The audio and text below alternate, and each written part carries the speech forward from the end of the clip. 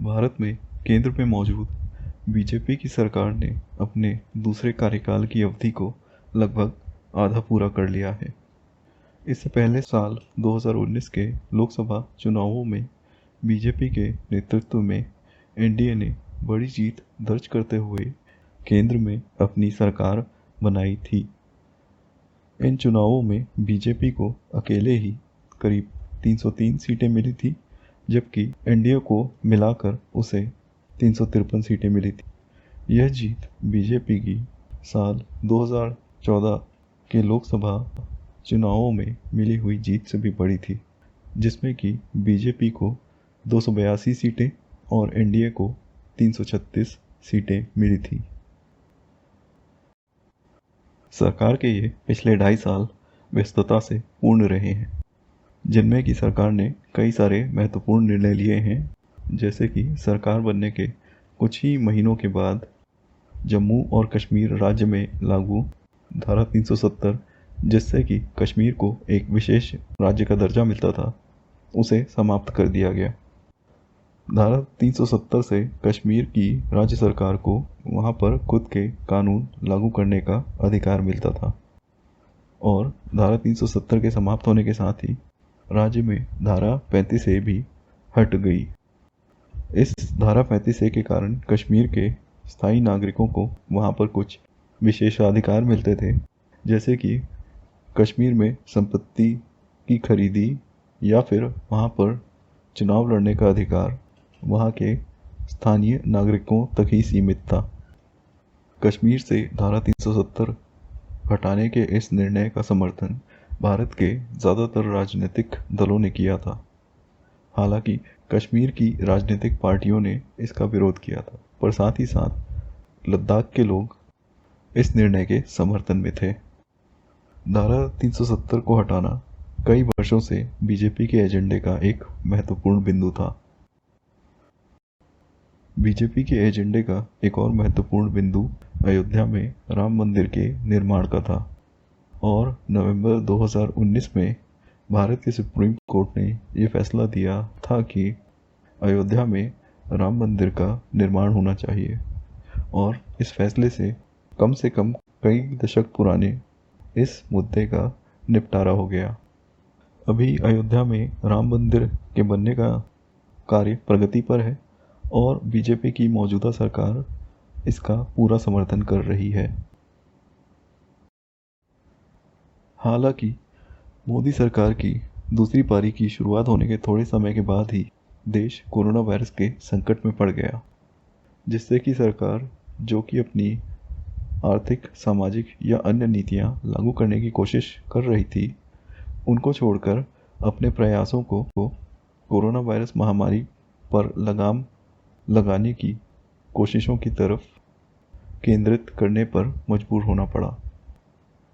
हालांकि अभी भी कुछ लोगों का ऐसा मानना है कि सरकार कोरोना वायरस महामारी से बेहतर तरीके से निपट सकती थी, खासकर से जब देश में प्रवासी मजदूरों का संकट प्रकट हुआ था, और उसके बाद कोरोना वायरस महामारी की दूसरी लहर के कारण जब देश में आपातकाल जैसी स्थिति बन गई थी, ऐसे मौक़ों पर कोरोना वायरस महामारी से निपटने का प्रबंधन सरकार और बेहतर तरीके से कर सकती थी। हालांकि तथ्य यही है कि अगर हम विश्व के अन्य सारे देशों से अगर तुलना करें, तब भारत ने कोरोना वायरस महामारी का नियंत्रण बेहतर तरीके से किया है।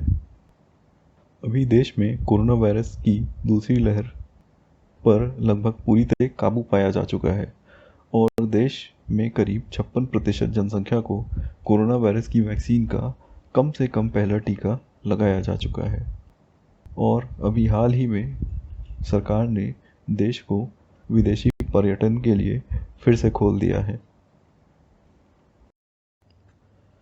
लेकिन कोरोना वायरस महामारी के बावजूद सरकार ने कई सारे महत्वपूर्ण आर्थिक निर्णय लिए और नीतियां लागू करी।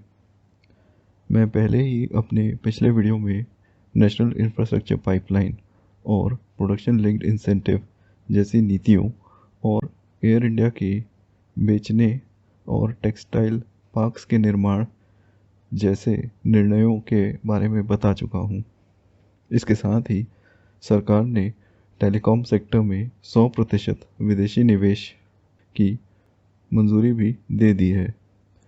ऐसे सभी कदम केंद्र सरकार की भारत की अर्थव्यवस्था को उसके अगले स्तर तक ले जाने की प्रतिबद्धता को दर्शाते हैं।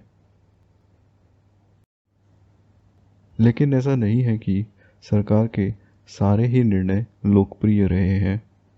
सरकार के सीएए और एनआरसी कानूनों को लागू करने के बाद देश के कई जगहों पर विरोध प्रदर्शन हुए और उसके बाद देश में दंगे भी हुए। उसी तरीके से केंद्र सरकार के द्वारा 3 नए कृषि कानूनों के लाने के बाद देश में पिछले 1 साल से भी ज़्यादा से बड़े प्रदर्शन हो रहे हैं। और अभी कुछ ही दिनों पहले एक बड़े उलटफेर में सरकार ने ये फैसला किया कि वो इन 3 कृषि कानूनों को वापस ले रही है। हालांकि यहाँ पर यह बताना ज़रूरी है कि देश में काफ़ी सारे लोग ऐसे भी हैं जो कि इन कृषि कानूनों और सीएए और एनआरसी बिलों का समर्थन करते हैं। जबकि सरकार के पिछले 2 साल व्यस्तता से भरे हुए रहे हैं, फिर भी लोगों का रुझान सरकार के प्रति ज़्यादातर सकारात्मक ही रहा है।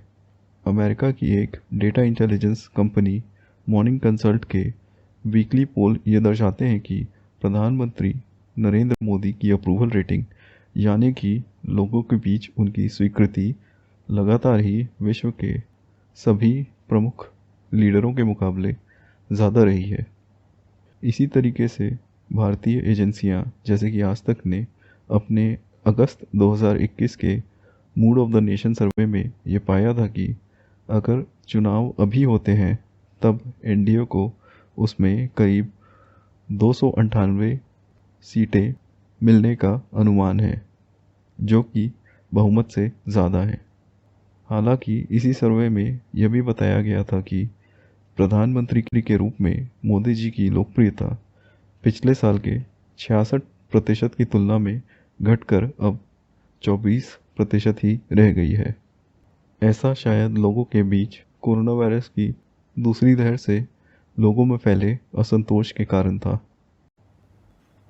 इन सब सर्वेस के अलावा असल में जो चुनाव जो कि देश के विभिन्न राज्यों की विधानसभा के लिए हुए हैं, उनमें बीजेपी को मिश्रित नतीजे ही मिले हैं। 2019 के लोकसभा चुनावों के बाद बीजेपी 4 राज्यों में अपनी सरकार बना पाई है, जिनमें कि बिहार, हरियाणा और असम राज्यों में सत्ता में फिर से आना है। दूसरी ओर बीजेपी को करीब 6 राज्यों के चुनावों में हार का सामना करना पड़ा है। हालांकि इन 6 राज्यों में 2 राज्य महाराष्ट्र और झारखंड ही ऐसे हैं जिनमें कि बीजेपी को अपनी सत्ता गंवानी पड़ी थी। बाकी 4 राज्य जैसे कि पश्चिम बंगाल, तमिलनाडु और केरला ऐसे थे जहां पर बीजेपी की सरकार पहले से ही नहीं थी। साथ ही आने वाले साल 2022 और साल 2023 में देश के कई महत्वपूर्ण राज्यों में जैसे कि उत्तर प्रदेश, पंजाब, गुजरात, मध्य प्रदेश और राजस्थान में चुनाव होने हैं और इन चुनावों से ही साल 2024 के लोकसभा चुनावों की रूपरेखा तय होनी शुरू हो जाएगी। परंतु यहाँ पर यह कहना ज़रूरी है कि राज्य में विधानसभा चुनाव स्थानीय नेतृत्व के द्वारा क्षेत्रीय मुद्दों पर लड़े जाते हैं और लोकसभा पर उनका प्रभाव सीधा सीधा नहीं होता है। अंत में इन सभी चीज़ों को मद्देनज़र रखते हुए ऐसा कहा जा सकता है कि काफ़ी सारे लोगों के अनुसार देश में केंद्र सरकार का प्रदर्शन ज़्यादातर मुद्दों पर संतोषजनक रहा है और क्योंकि लोगों की धारणा वर्तमान शासन के प्रति लगभग सकारात्मक ही रही है, इसलिए अगर सरकार के द्वारा कृषि कानूनों जैसी चूकें अगर आगे नहीं होती हैं तब ऐसा मानना अनुचित नहीं होगा कि मौजूदा प्रधानमंत्री के नेतृत्व में 2024 लोकसभा चुनावों में बीजेपी का प्रदर्शन अच्छा रहने की संभावनाएं सबल हैं।